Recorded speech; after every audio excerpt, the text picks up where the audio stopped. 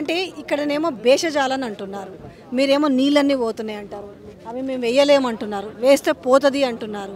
So మీరేమో ఏ ధైర్యంతో మేము 50,000 మందితోటి మేము మోటార్ లాంచ్ చేస్తామని చెప్తున్నారు. ఇవాళ ఇంజనీర్లతో మాట్లాడిన తర్వాత మాకు అర్థమైందల్లా ఏంటంటే బ్యారేజీలతో సంబంధం లేకుండానే నీళ్లు తీసుకునే వెసులుబాటు స్పష్టంగా ఉంది.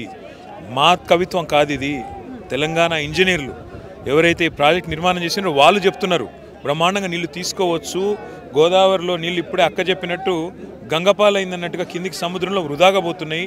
ఇప్పుడు మా అక్క డిమాండ్ చేసింది, నిజంగా రాహుల్ గాంధీ గారికి చిత్తశుద్ధి ఉంటే ఇప్పుడు వచ్చి చూడమనండి, మేడిగడ్డకు రమ్మనండి, వచ్చి చూడమనండి. నిజంగా ఈ ప్రాజెక్టు నిరుపయోగమా ఉపయోగమా, రైతులకు తెలంగాణకు కామధేనువా కల్పతురువా కాదా ఆలోచించమనండి. రాజకీయాలు 6 నెలలు చేయాలి, మిగతా 4.5 ఏళ్ళు ఎలక్షన్లు లేని టైంలో పనిచేయాలి ప్రజల కోసం. ఇప్పుడు అక్క చెప్పిన మాట వాస్తవం. బేసిజం ఎందుకు? సరే కేసీఆర్ కట్టినరు, ఇలా మీరు కాంగ్రెస్ కట్టిన ఎస్ఆర్ఎస్పీని మేము వాడతలేమా?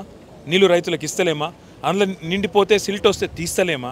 మంచిగా చేస్తలేమా? అంటే ఈ రకమైన బేసిజాలకు పోయి అనవసరపు దీనికి పోయి ఇబ్బంది పడకూడదు. రెండోది, ప్రభుత్వం పరిస్థితి ఎట్లయిందంటే కాంగ్రెస్ పరిస్థితి తేలుగుట్టిన దొంగ లెక్క అయిపోయింది.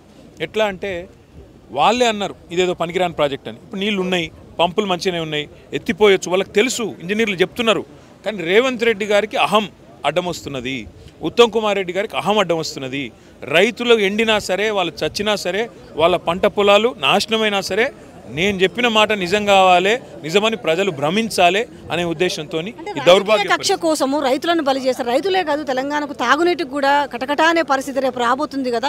కనీసం ఇది మినిమం కూడా దృష్టిలో పెట్టుకుంటలేరు అనుకుంటున్నారా? కేవలం రాజకీయ కక్ష అంటారు. 100% ఇందులో రెండో అభిప్రాయం లేదు. ముమ్మాటికి ఇందులో రాజకీయ కక్ష తప్ప ఇంకోటి లేనే లేదు. లేకపోతే మేడిగడ్డను మేడిపండు అన్నారు, మరి ఇలా మేడిగడ్డ నిటారుగా నించుని ఉన్నది. దీనికి చిన్న చిన్న రిపేర్లు చేస్తే అయిపోతుందని మేము మొదటి నుంచి చెప్పినాం.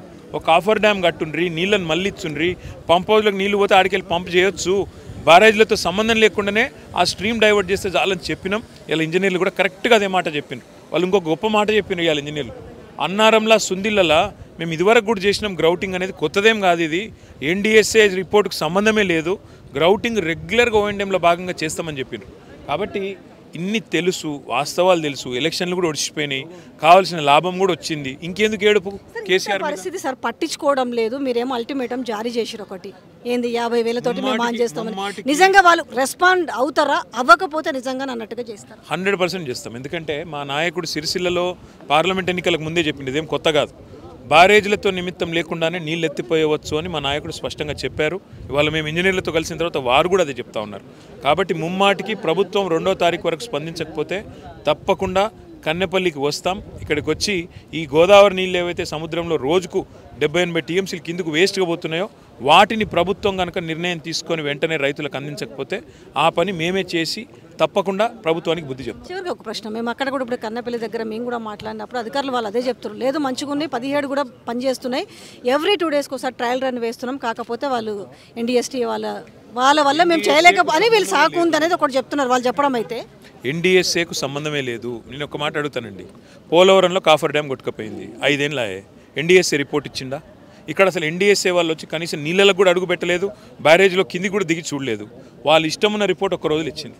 అంటే మేము అనేది ఏంటంటే కేవలం ఎలక్షన్ ముందు కాంగ్రెస్, బీజేపీ, బీఆర్ఎస్ మీద కోపంతో, కేసీఆర్ మీద కోపంతో ఒక కాకమ్మ కబుర్లు, ఒక స్టోరీ ఒకటి తయారు చేసి ఇడిచిపెట్టిండ్రు. ఇప్పుడు ఏం చేస్తున్నారు? దాన్ని కక్కలేక మింగలేక తేలుగుట్టిన దొంగ లెక్క ఇవాళ మేడిగడ్డ నిటారుగా నిల్చొని ఉంటే చూసి ఓర్వలేక ఏం చేయాలో ఏం చెప్పాలో తెలియక ఈ వేషం అన్నీ ఇస్తున్నారు. మేడిగడ్డేనా ఇప్పుడు మనం నిల్చున్నది? మేడిగడ్డ కాదా? మీరు ఒక్కసారి చూడండి, ఒకసారి మీ కెమెరాలో చూపెట్టండి. ఇదిగో ఇది మేడిగడ్డ. 10 లక్షల క్యూసెక్కుల నీళ్లు ఇవాళ పోతున్నాయి. 10 లక్షల క్యూసెక్కులు అంటే ఒక రోజు దాదాపు 70-80 టీఎంసీల నీళ్లు వృధాగా పోతున్నాయి. 70-80 టీఎంసీలు అంటే హైదరాబాద్లోకి అర్థమవుతుంది చెప్తున్నా. ఒక టీఎంసీ హుస్సేన్ సాగర్, 70-80 హుస్సేన్ సాగర్ల నీళ్లు కిందికి తగ్గబోతున్నాయి రోజు. వీళ్ళు నీళ్లు పైకి తీసుకపోక ఆడ పైకి పోతేనేమో మిడ్మానేర్ ఎండిపోయి ఉన్నది, ఎల్ఎండి ఎండిపోయి ఉన్నది, కొండపోచమ్మ సాగర్ ఎండిపోయి ఉన్నది, మల్లన్న సాగర్ ఎండిపోయి ఉన్నది, రంగనాయక సాగర్ ఎండిపోయి ఉన్నది, సింగూరు ఎండిపోయింది, నిజాం సాగర్ ఎండిపోయింది.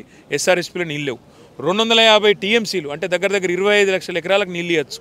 ఈ నీళ్ళను బ్రహ్మాండంగా ఎత్తిపోస్తే ఇవాళ పైకి నీళ్లు తీసుకుపోయే వెసులుబాటు ఉండగా అన్ని ఉండగా చేయకపోవడం అంటే దిస్ ఇస్ క్రిమినల్ నెగ్లిజెన్స్, నేరపూరిత నిర్లక్ష్యం. ఇది క్రిమినల్ నెగ్లిజెన్స్ అనే మాట నేను తెలిసే వాడతాం.